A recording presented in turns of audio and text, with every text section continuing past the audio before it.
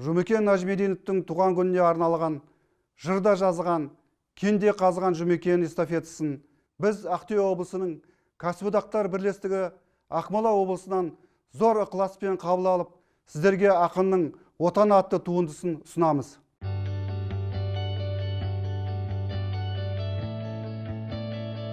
Бел балаң елім, өсейін бір шынығып, заводтарда болады илеп, шыны көп. Семіруге келгенім жоқ өмірге, аулақ жүріп, ауа жұтып тынығып. Жанағына тай-тай басқан жасыңмен, сәби сынды талабың зор масқара. Жаспын, бірақ жасық емен, жақсана, еркелеп кеп мойныңа асылдым.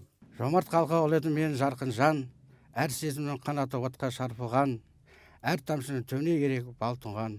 Салмақ алсам қорғасынан сендегі, жалтыл алсам дебем сендегі алтыннан.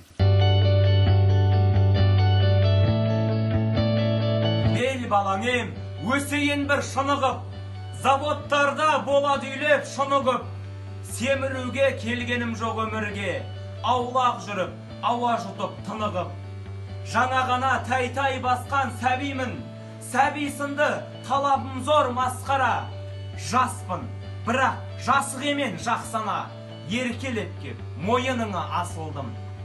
Жомарт халық ұлы едім мен жарқын жан, әр сезімнің қанаты отқа шарпылған, әр тамшының түбіне ерек бал тұнған.